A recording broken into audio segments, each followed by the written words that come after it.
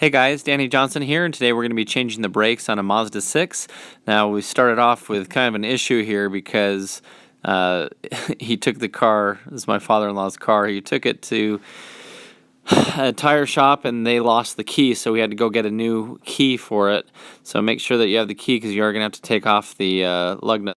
So we went ahead here and pulled the Yukon out of the garage and got ready for the job here. So you're going to want to lift on the pinch welds going throughout here. There is a lot of plastic under here, but you can find a place to put the jack stand. You'll see that little cutout, and you can kind of fill the frame under there. To be safe, just keep the jack under it. Next, we went through and broke these lug nuts loose and went and removed them all. And then you can remove the wheel after that. Okay, now on the back side of the caliper, you're going to find two 17mm bolts. So there's one here. It's where the caliper mounts to the hub, and or the knuckle, and then there's one down here. So go ahead and remove those two, and we'll slide the caliper off. You may need a breaker bar, and you're pushing down here on the passenger side. Just remember lefty-loosey as you're looking at the bolt, so it gets a little confusing, but we're going in the downward motion here. On the driver's side, we'll be pulling up, just the opposite. So next you're going to want like a 5-gallon bucket or something like this, and with those bolts removed, you can slide the caliper off, and then you're going to set it down on the bucket because we really don't want it hanging by the brake line. Okay, so after this we're going to remove this little tiny plastic wheel spacer thing. And now we're going to put some liquid wrench right here and on each of these lug studs. As with all the heat, a lot of times it's pretty stubborn, and it's really hard to get off. And you can check here. Sometimes there's a little screw that holds the rotor on, and there's not one here, but that's what that hole's for. If so, you'd remove that screw. And sometimes it takes a little persuasion here, so just get a hammer or a weight, and you might need to knock that rotor forward a little bit. So be careful doing that, but now you can remove the rotor and replace it by putting the new rotor on. If you're using the old rotor, go have it turned so that it's smooth. And I like to put one lug nut on it like that just to keep it in place.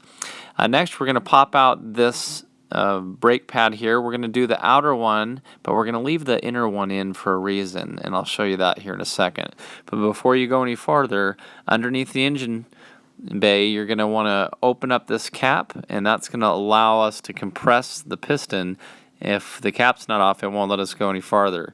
So next you're going to take your brake compressor tool like this, and you're going to thread it through.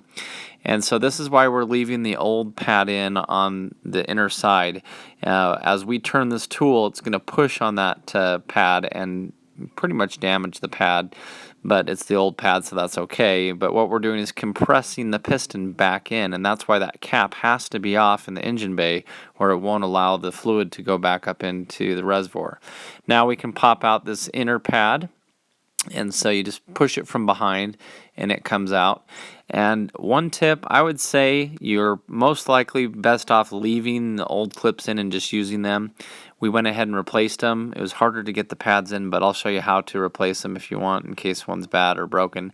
So you just pull it out. It's a little U-shaped type thing here, so you just pull straight down. Then you're going to find the clip that looks identical to it. And just the way that it came out, you'll notice we're going to put it back in. There's a small section at the top and a long section at the bottom, and it's important that it goes in that way.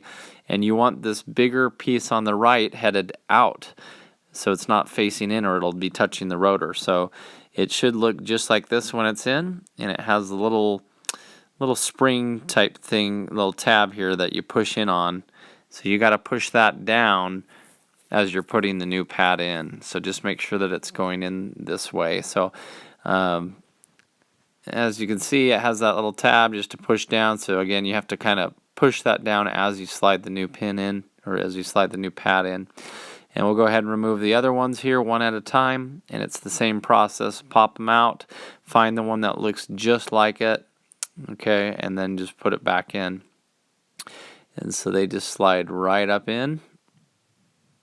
Just click it right up into its spot.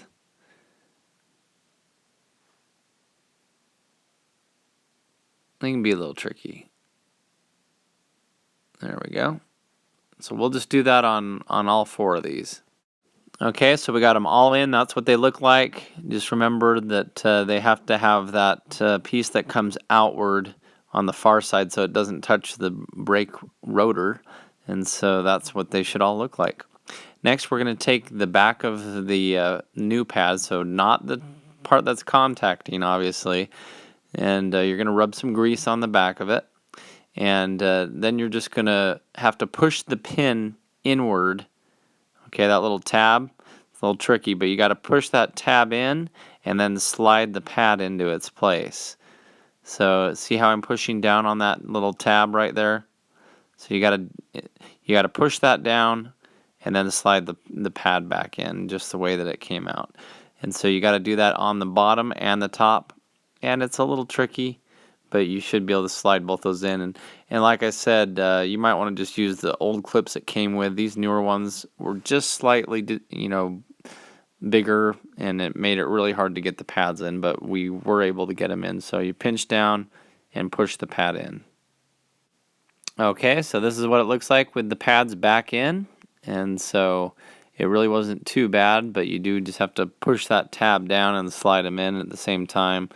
And so it's a little tricky, kind of a two-handed thing. And that's how they should look. So here's one more shot for you. You got to be pushing down on that tab and then sliding the brake pad into it. So sorry if it's hard to see there. But next you're going to slide the caliper back onto the rotor, and if you haven't compressed it enough, it's not going to fit. So you got to make sure you've compressed that piston as far basically as you can get it, and you're just going to line up the back for the bolts. Now on the bolts we want to put some Loctite, so we got some blue thread locker, and we're just going to paint it here on the very front of it, and then as you screw it in it'll spread it. And I'm running a little low on here, but I got enough for the job to work. So just line up those holes again, just the way that it came off, and then you're going to put the bolt in the back. And I'd recommend starting to thread the top one, but don't tighten it down all the way. Then you want to move on to the bottom one. And so again, we're going to put some thread locker on the bolt for the bottom one and line it up and just start threading it back in. These are 17 millimeter once again, so just tighten them down. It's going to be kind of hard to get a torque wrench on there. As long as you have them good and snug with the Loctite on, then you should be fine. Okay. Torque those down. Okay, so now we're going to go ahead and put this little plastic piece back on. We removed the lug nut, put the wheel back on, and now we're threading these on by hand. So just make sure that they're on good. We're going to go in the star pattern here, so you're doing every lug nut that's across from each other, as you can see. So make sure that that's tightened down in 100 foot-pounds. Next we're going to put our cap back on, lower the car back down, and then from inside the car you're going to start it, and don't be alarmed that the pedal's going to go all the way to the floor. We're going to pump it a few times with the car running, and then after that go check the fluid level under the hood again. And so sometimes you might need to drive the car around to see what the true level is for a minute. As long as it's not low, just make sure that it's between that maximum and minimum line. Okay, so that's how you do the front brakes. I'm going to slightly touch on the rear. You do need a special tool for them, which we didn't have.